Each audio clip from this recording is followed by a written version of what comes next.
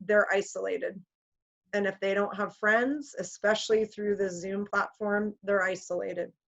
So I think we are going to see kids that don't just need tutoring help, they need just overall support. And again, back to that whole caring adult that is willing to sit down with them and listen, even if it is only a half an hour or 20 minutes or whatever time frame is there.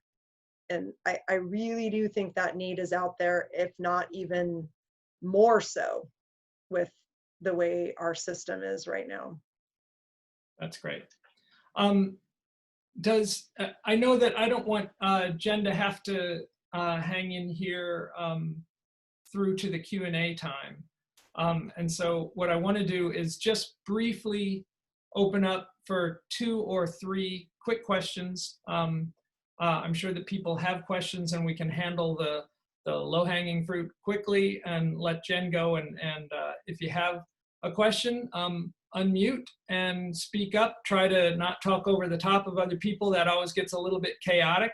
Or you can type into the chat window and I'll cue that stuff up as well. So any questions for Jen, just to make sure that we're all roughly on the same page.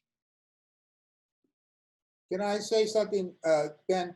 Also, people should know, we are recording this so those folks who couldn't come in today can come back and look at it. So just so you know, whatever you say, we're recording it.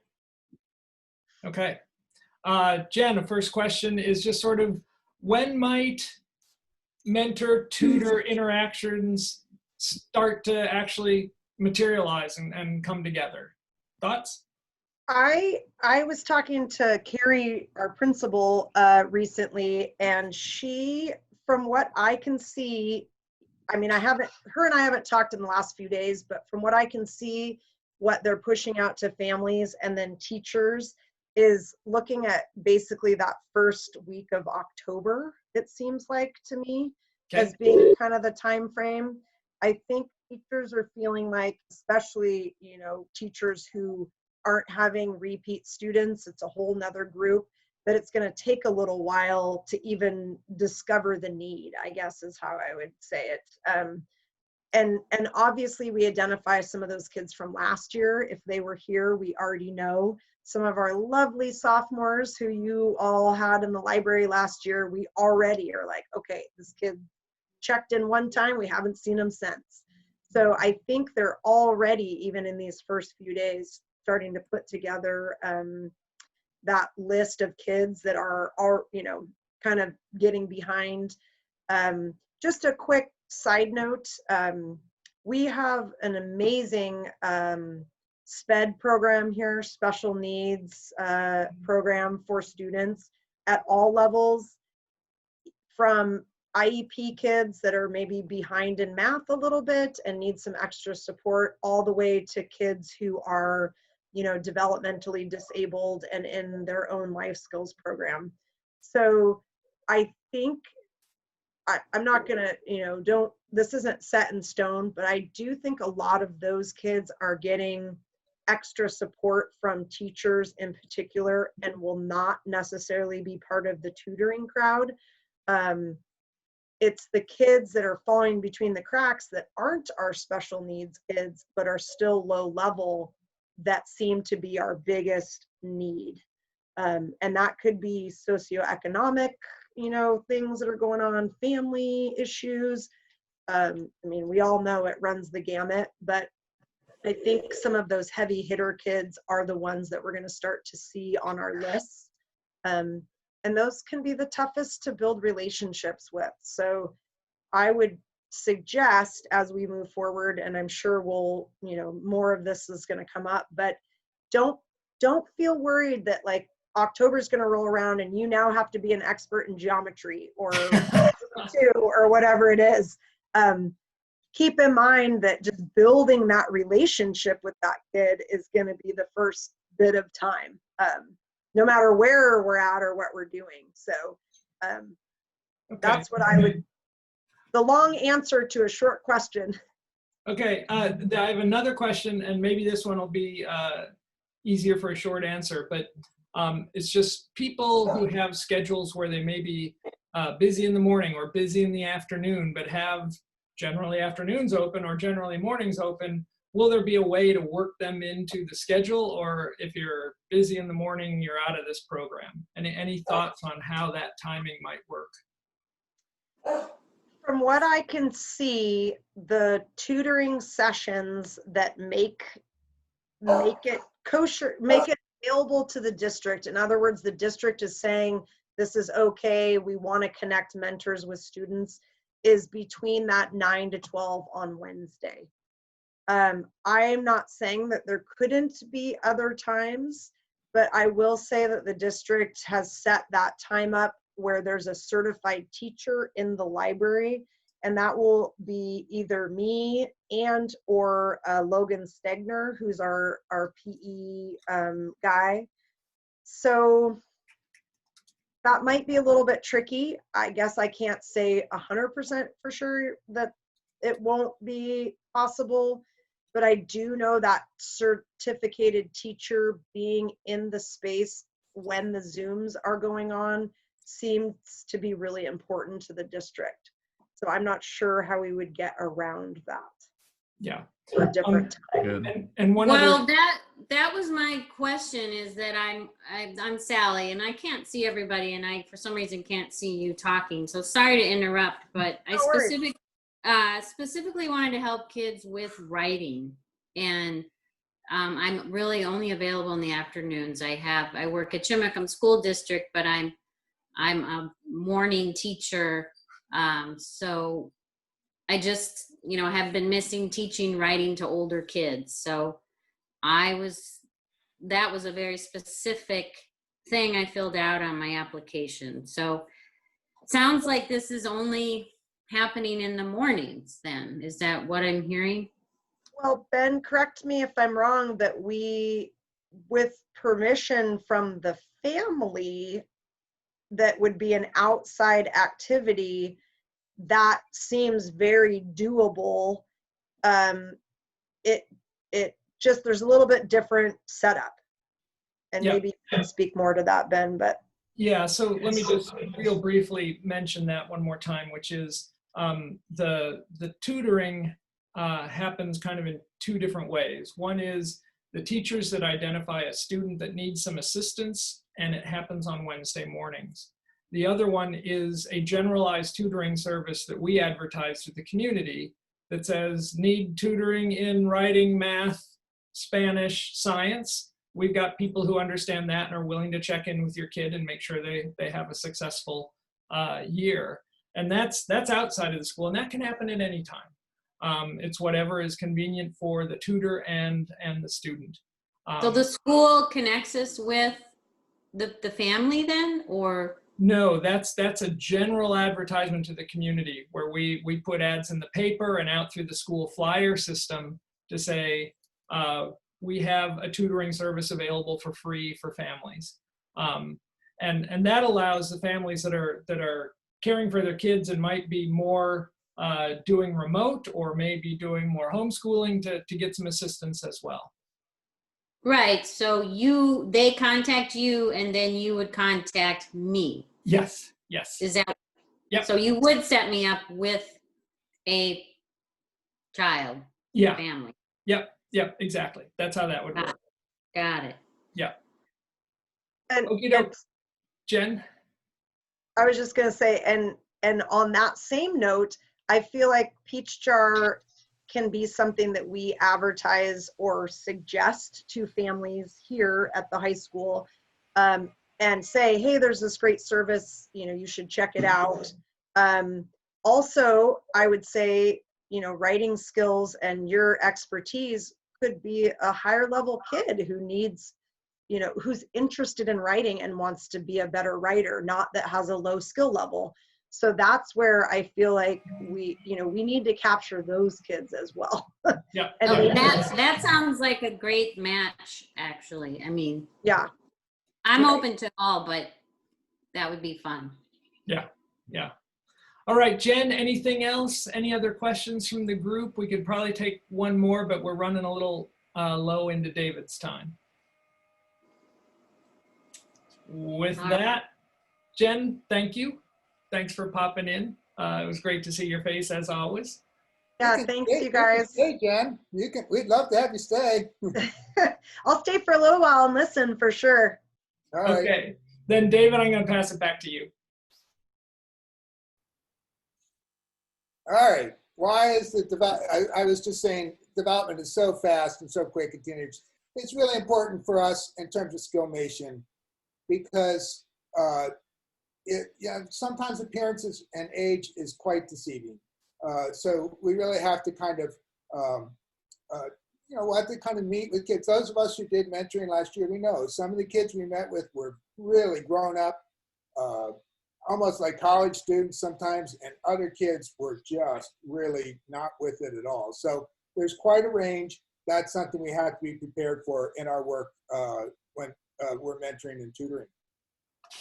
Martha gives me a lot of grief about the teenage brain. She's always talking about the teenage brain, and there's been a lot of attention put to the teenage brain. That's because we've learned a lot more in the last decade about the brain and brain development. There's a bazillion things to say about this. I have just a couple that I want to outline. The first thing that's really important is the adolescent brain is actually quite plastic. It's really quite malleable. I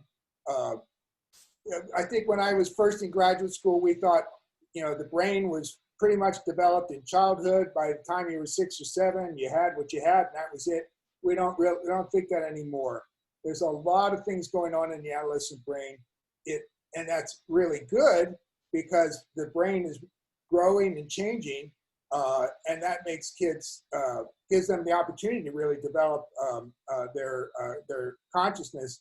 But it also is a vulnerability because kids are really sensitive to environmental impacts. Sometimes it's poverty, but drugs and alcohol are another important thing. One of the questions that came up a lot of times for me last year when I was talking to some teenagers is they would say, can I smoke marijuana? And the answer to that is absolutely not. Marijuana is a very poor drug for kids, in part because of the things that change in the brain, not to mention alcohol and other drugs as well. So just a little sidelight about that. There's both some of the actual hardware of the brain changes.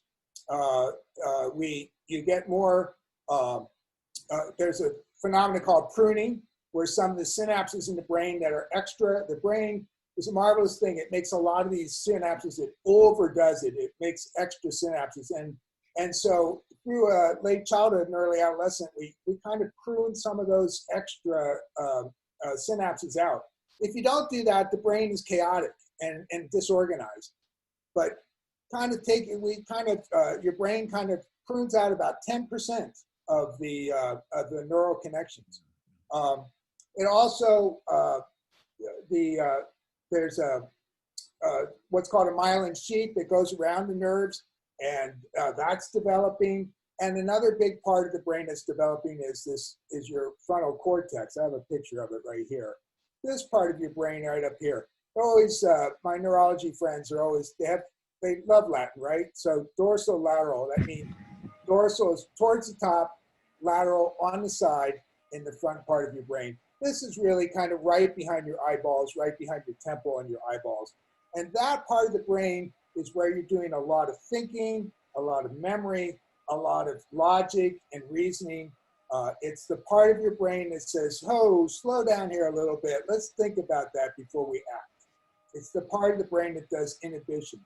And so because that part of the brain is really developing in adolescence, you see adolescents getting a lot better at regulating themselves, a lot better at what we call executive functioning, which is just the ability to concentrate, to use inner speech, and a lot better at inhibiting impulses, much better than children.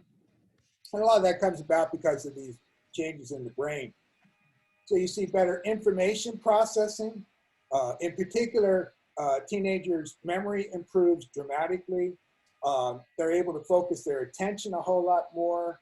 Their processing speed gets faster. All of these are important issues for teaching. I'll mention a little bit more about them in a minute. We talk a lot about teenagers, about risk one of the real issues with teenagers is it's not that they have a sense of invulnerability, but teenagers really their brain tends to have a little bit more dopamine. Dopamine is the fun kind of neurotransmitter. It's the pleasurable neurotransmitter. And so what we see with teenagers is that reward system of their brain is really sensitive. It's really acutely active. And so teenagers tend, when they have good things happening to them and that reward system is lighting up, they tend to be pretty wild and excited and enthusiastic. And when that dopamine reward system is closed down, kids tend to see a lot more depression and drama. And so that's one of the reasons why we see such mood fluctuations with adolescents is in part some of these things about how their brain is developing. One of the things that I want to emphasize that's really important is the more you exercise the brain, the stronger it gets. It's really a lot like your muscles in your body. So that what educators are constantly trying to do is getting kids to exercise their brain, the thinking parts of their brain and the self-regulation parts of their brain. Kids, because the big difference between a lot of teenagers and a lot of adults is they just don't have as much practice at this stuff as we do. And so they screw up. They make mistakes. They say the wrong things. They use humor and they do it in a way that's hurtful, that sort of stuff. Until they really get a little bit more practice at using this brain, they're going to screw up a little bit. And we have to just be very tolerant of that and really guide kids and teach them, how to use their brain in the way that's most effective for them. I want to say a word or two about identity. This is, there's just so much to say about identity, and but it's really important in adolescence. It's really where we spent a lot of time talking about this last year, because we spent a lot of time talking about vocational choices. And that's part of where this comes about, but also kids over the course of 10 years really start to develop a set of values. They determine some of their social role, kind of what they think they're going to be doing in life. And they're able to regulate themselves a whole lot better and in terms of achieving some of these goals. So I want to say a word or two about adolescence identity development. When we look at kids, mostly children, if you ask them who they are, children for the most part will tell you something very concrete about themselves. They'll say, I play soccer, or I'm a Boy Scout, or I live at this address. So that their identity is really very much associated with the solid features in their life. What you see with teenagers, when kids start to get teenagers, is they get much more sophisticated in their sense of understanding about themselves, so that they start to refer to themselves in more abstract terms and in more social terms. So they'll say, I'm a friendly person, or they'll say, I'm a liberal, or I'm a conservative. And the other thing that teenagers do a lot, we as adults do this, but probably not as much as teenagers, is they do a lot of social comparison. They'll say, I'm smarter than this person, or I'm better looking, or I'm more popular, or I'm not as good as this person, that sort of stuff. And that social comparison is part of how they hone in on their identity. That social comparison can be a double-edged sword. If you're if you're good at everything, social comparison is great. If you feel bad at everything, the social comparison is really difficult. We start to see teenagers, by the time they're seniors in high school, they have much more stable personality characteristics. And, but even college students do a lot of changing. They change majors and they change careers, sort of things. Joan, is she still on here? This was something she asked about last year. This is a theory about identity development. I'm not going to go into it a whole lot right now, but the issue is that kids have to explore. Adolescence is the time for kids to try out different identities. And that's what you see down here in this stage right here, this foreclosure, where they haven't really developed their identity fully yet, and they try out different things. So my kid, for example, came home one day and said, I'm going to be a vegetarian.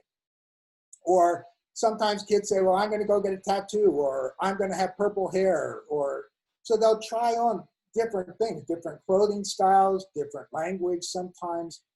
And that's a good thing to do. We want kids to try out different identities.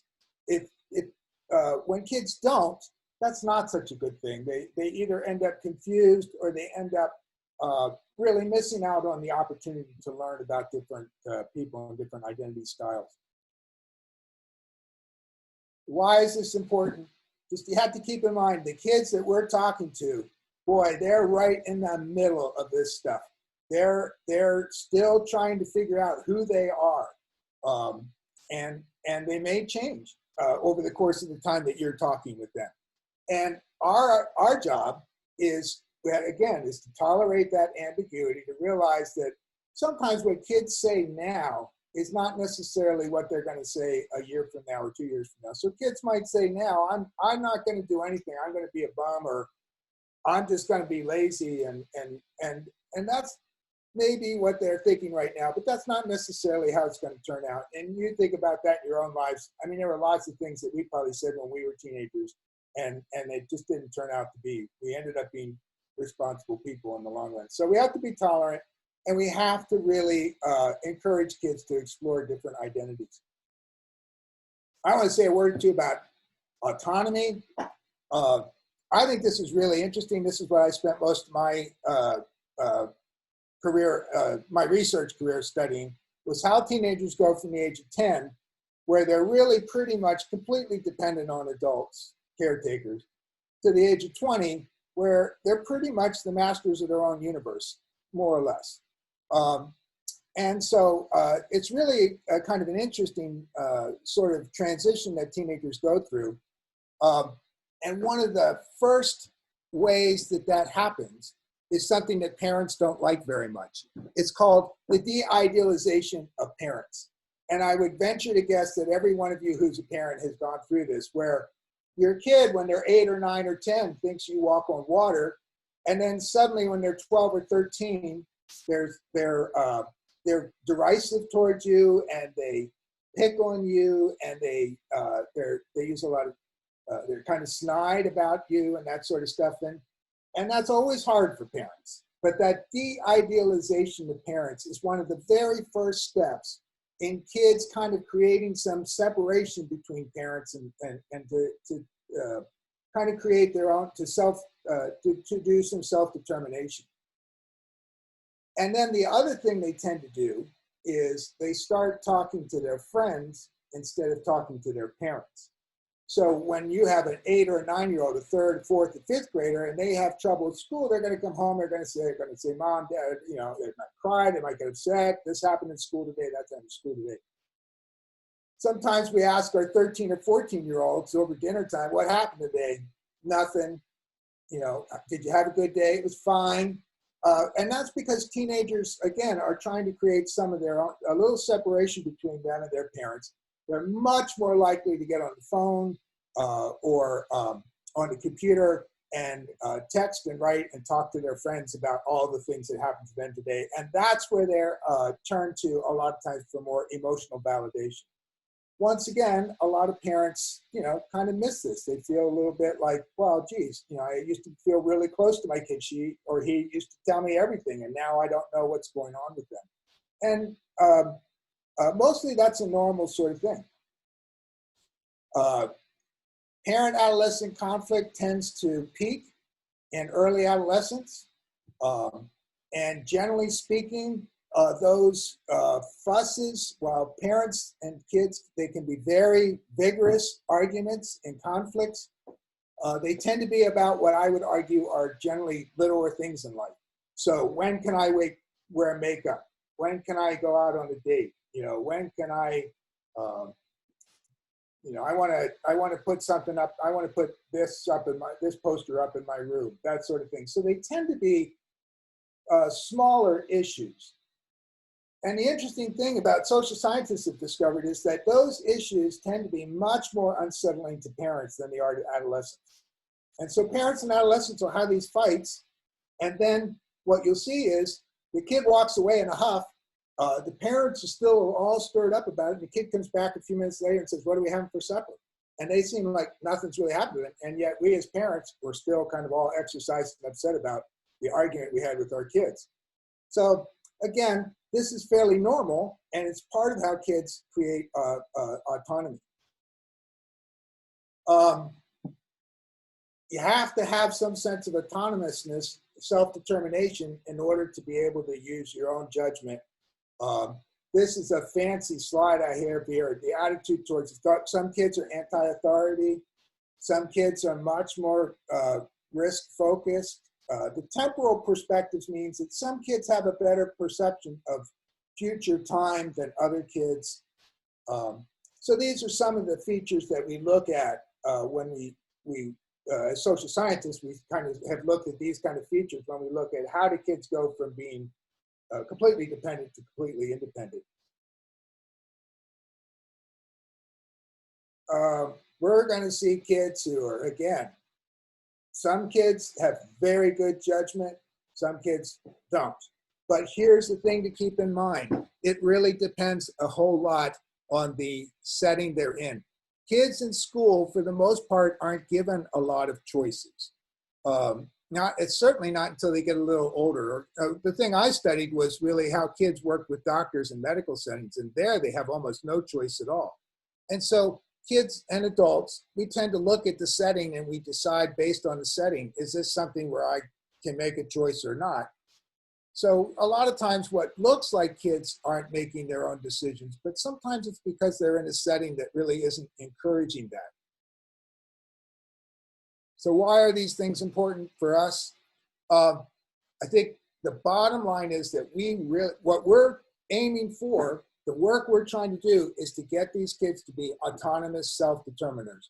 And in order to do that, we have to give them options.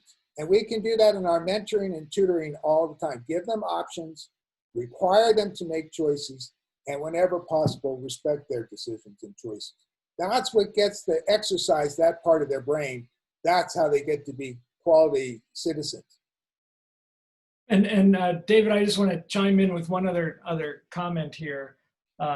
Talking to the parents who have kids in school right now, you think about all these pressures for independence, and you think about all these pressures for autonomy and kind of separation and forming your own identity. Think about how different that is during a COVID pandemic. You know, when kids can't just run out for the evening and hang with their friends as easily. Parents are having to, for the health and well-being of their kids, limit some of their social interactions at a time when social interactions is really all that matters to these kids. So I think, you know, as we encounter these kids, there's going to be a different level of stress and pressure that's been on them for the past 6 months that we didn't see a year ago when we met with kids in the library. Well, and that's exactly what the next thing is about, because this is, as Ben just mentioned, is probably one of the biggest complaints teenagers have about the pandemic. It's one of the things that we worry about the most, is that their isolation is really making it much harder for them to practice relationship skills. So what we see with teenagers is their relationship, they're really working out relationship skills. Their relationships, their friendships, particularly in early adolescence, change quite a bit.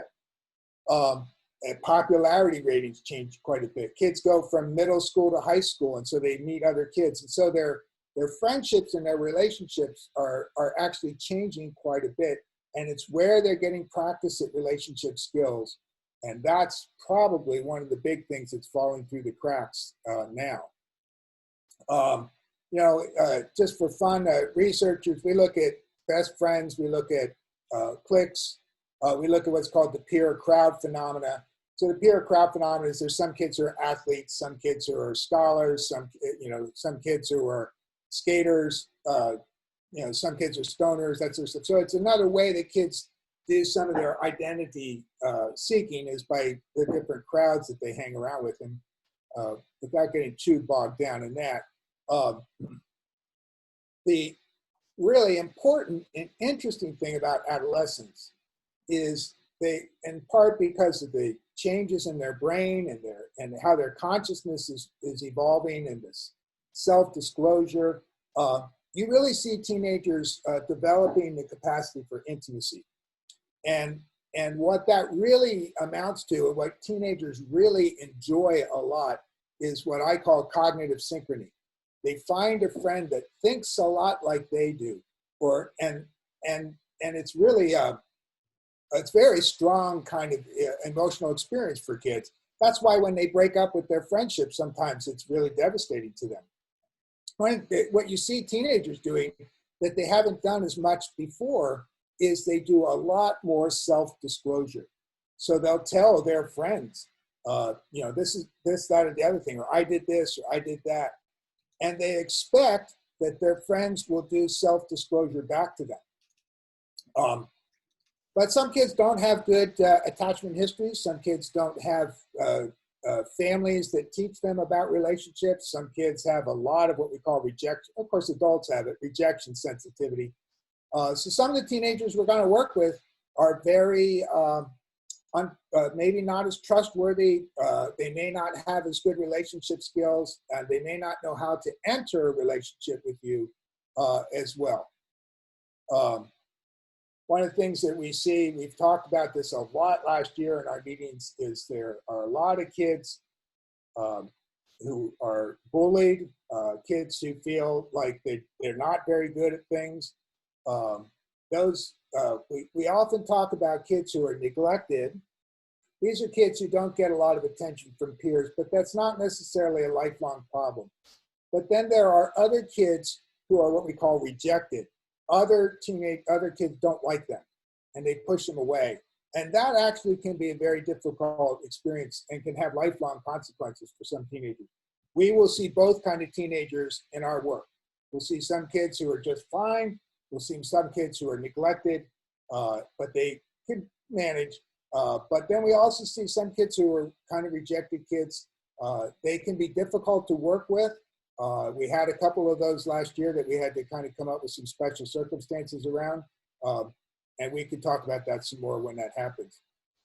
You want to keep in mind, we as adults, we often talk about peer pressure, and we think of peer pressure as a bad thing. Peers are what, that's what gets you to do drugs and all that. But actually, there's as much positive peer pressure as there is negative peer pressure.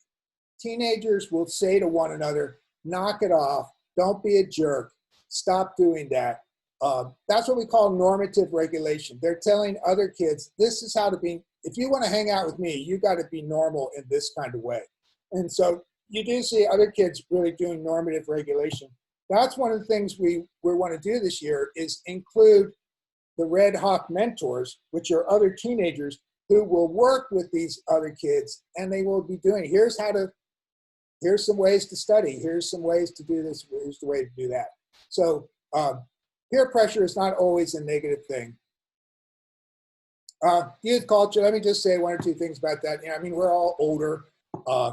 We have all this stuff about Generation X, the millennials, all that sort of stuff. By and large, older generations think younger generations are hedonistic and unresponsible. Our parent, I grew up in the 60s. People thought we were irresponsible, hippies and all that sort of stuff. Somehow things tend to work out. It's kind of fun to learn about youth culture, so don't get too distressed about it. Why is this important? You got to keep in mind, some of the teenagers we're going to work with, they're just fine with relationships. They know how to do it. They have relationship skills, but a lot of the teenagers don't, or they don't really know how to talk to adults. The only adults they've talked to are teachers or their parents. So they need what I call scaffolding. That means you have to kind of help them along a lot. You might have to do more of the relationship building than they do in order to have an effective mentoring relationship.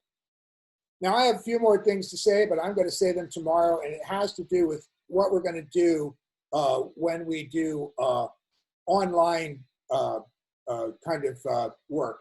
But I'll say that for 20 minutes tomorrow. Back to Ben. Thank you, David. What I want to make sure is that there are some time to answer questions, and I will, we'll kind of hang out till 5:15 or maybe a little bit longer if people have more questions, and we can answer in that amount of time. But I want to open it up either through the chat, which is getting some questions in it, I see, which is great, or on the video. You can just speak up, and it can either be, trying to again, defuzz some of the vagueness of how the program is operating this year, which is a little bit still in flux. And then also just questions you might have to David about, the things that he presented and the questions that it raises. And I love Joan's comment. It's like, where was this when I was raising my teenagers? That's a great question. I'm going to start with the question that Dick Rogers had in the chat bar, which is to clarify the mentor-tutor structure. And I'll give that one more whack. The mentoring in-school system is still being worked out because Jen just really doesn't even know how many in-school class kids she's going to have this year. So give us a little bit of time to figure that out. If she ends up with students, if we end up doing that mentoring program, which are, I'd say, pretty good ifs that it will come together, it will likely be, again, a student or two sitting around a computer in the library or Jen's classroom, connecting with a mentor who is at home. So mentors don't go into the school. The kids are in the school. Mentoring is part of Jen's class, and they connect out this way, okay? Tutoring flips it around the other way. Tutoring, the reason it happens on Wednesday mornings for the in-school tutoring is because that's when kids come into the school who need a little bit of extra prompting and a little bit of extra guidance. And one of the things that Jen and, spacing on his name, Logan are going to do is say, okay, we've got a person who can help you with your geometry, and there we'll call them up on this screen over there. In that way, the tutors go into the school and get connected out to kids that are based on the teachers saying this kid needs a little bit more help. So in that case, tutors are in the library reaching out, and in mentoring, it's kids in the library reaching out. So that's that structure. That's all the inside part. The outside part is we know that there's a bunch of families that need a lot of help who aren't putting their kids through the school system right now. And so we're going to advertise for a free service in Jefferson County to connect subject coaches with kids. And we're going to advertise that through a variety of methods, but the primary one is this flyer system that the school uses to reach out to the parent community called Peach Jar. Peach Jar is a website that contracts with schools to do advertising, and we will have a Peach Jar flyer that says, hey, want a local tutor? Drop us an email. It'll be nicer than that, but that's the basics of it. So that's the structure. Dick, did that come close? Can you unmute and give me a grade? It's giving you a thumbs up. Okay, Dave did anyway. Okay, I don't see Dick's, I'm gonna go to the screen where I can see everybody. Okay, there he is. I see you now. Thanks, Dick. A big thumbs up, yeah. Whoa, that is a big thumbs up. So then there was a question from Catherine to you, David. Do you see the chat bar? Do you want to handle that one? Yeah. Catherine's asking, what happens for kids who have really negative relationships with adults and project negative attributes onto adults? And we had a couple of, I can remember one or two kids in particular last year that we were mentoring who were a little difficult. And so this is a complex question, but I think the first thing that you have to do is you have to establish a trusting relationship with these kids. So, I mean, it's basically, it comes down to trust. You have to do what you say you're going to do, and don't say anything. If you're not going to do it, don't set a limit or that sort of thing. So you really have to establish a trusting relationship. The other thing, like when Sally was asking about the Peach Jar English tutoring or writing tutoring, what we're really hoping is that you'll have a regular, consistent relationship with these kids. So if you say you're going to be there at a certain time, then you have to be there. Kids are not going to wait on the Zoom for you to show up. So you kind of have to be there and ready to work when that happens. And then the third thing I would say is partly what I was saying just a minute ago is we'll have to do more of the relationship work. It's not a 50-50. It's not a two-way street. So more often, and I'll talk about this a little bit tomorrow, more often than not, you're going to have to say to the kid, tell me how you're doing. What are you thinking about? You're going to have to really try to find some of those ways. We did that. We talked a lot about that last year. Ben is actually really good at this. He's got lots of little ways to kind of hook in with kids. So, but you have to keep trying. You have to keep trying, even though kids have their shields up. I have a few more things, but I'll save them for tomorrow. Yeah, I'm gonna throw in one last comment that goes right along with this, and I think this really speaks to Catherine's question. There was a kid who Jen caught after the first year's mentoring session, and said, "Hey, what do you think about this? Is this going to be a waste of time or a good thing?" And the student said, "I think this will be pretty good." And she said, "Oh, well, why do you think that?" And this ninth grade student said, "Because I just don't have a reliable adult in my life." You know, and it's like, okay, you know, that's some of the void that we're playing with here. It's not true about every kid.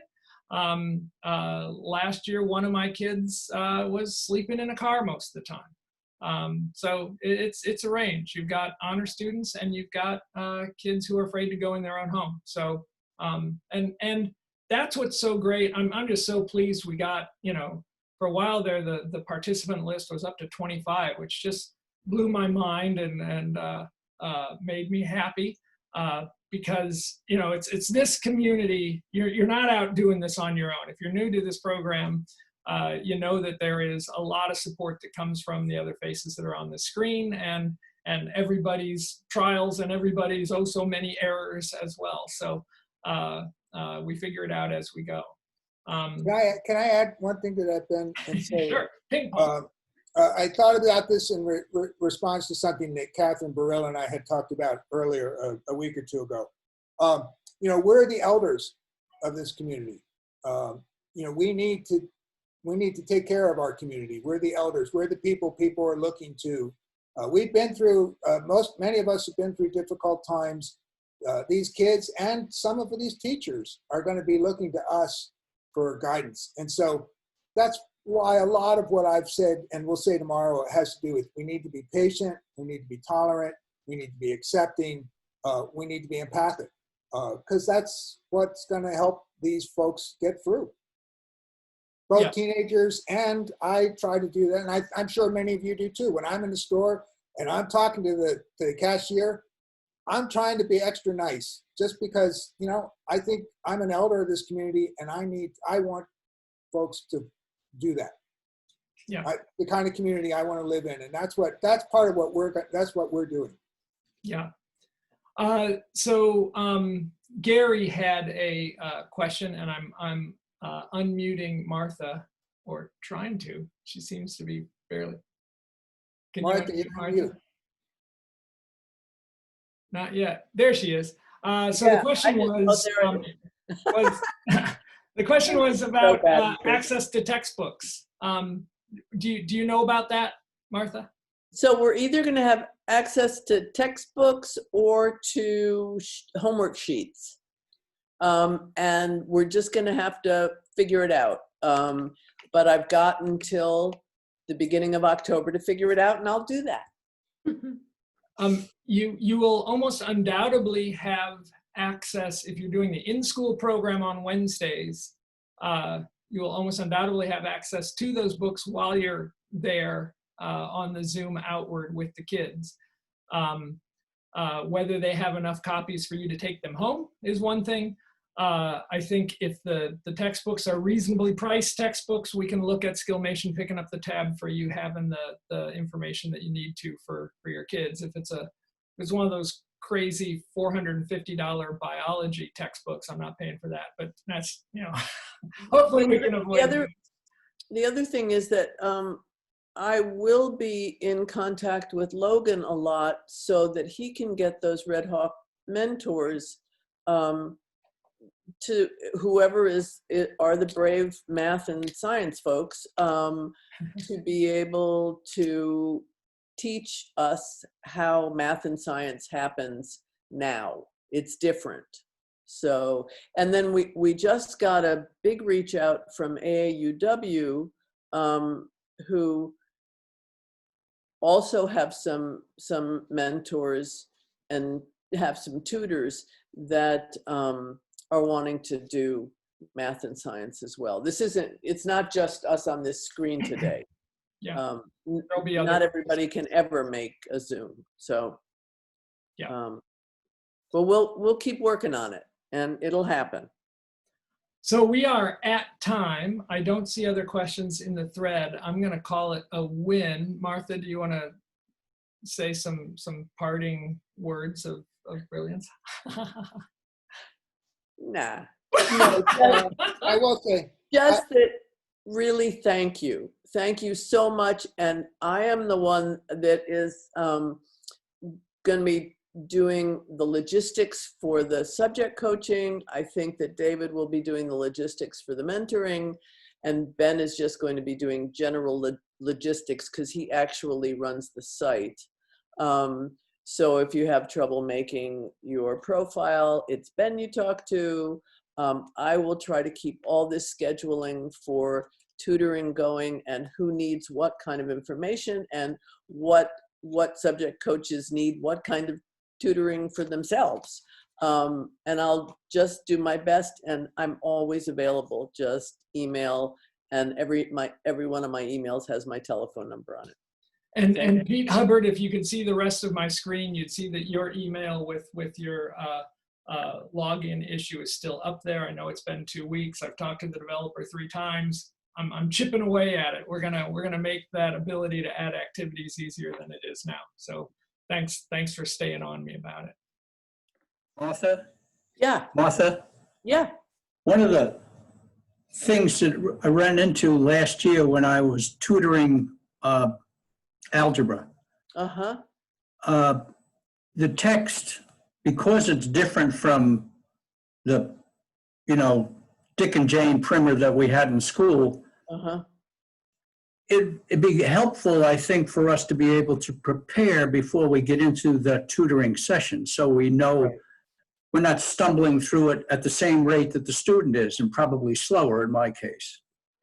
Yeah, I think that that's important. And so I want to be able to get the materials and also access for you to talk to somebody like a Red Hawk mentor to say, okay, how are we doing that? And I'm also going to see, what is going to work best do at the school. Do we need little whiteboards and markers for the table so that you can just hold it up to the screen? And if you're doing equations and stuff like that, I don't, we just have to figure it out. Yeah. Dick, it turns out during the pandemic, math has been the biggest headache for parents because it's taught differently now than it was when we were kids. And a lot of parents, they just have no idea what it is that kids are talking about when they come home with this stuff. Yeah. Yeah, I thought math was with numbers, and now it's with letters, evidently. So, Those are variables, Ben. Okay, now you lost me. And I know what the function is. Just also for folks to know, I've offered to work with Martha to try to recruit not seniors as mentors, but those 25 to 40-year-olds who may have just gotten out of math college or just gotten out of the programs, because the kids might really relate to that age group, and they got to pay back and learn community service, and it's a way for them to give. So if you get in that situation, let me know, because there's some phenomenal young people moving into the community, and I think they'd enjoy having relationships with younger people. You and I will figure that out. Yeah. So just raise it with one of us. Well, All we hope- right. we hope to see all of you tomorrow. Same Betcha. spot, same time, a little bit different content, and it should be pretty fun. Have a good evening, everybody. Thank Adios. you. All right, Thanks very thanks. much. Good to see you all. Okay. Bye-bye now.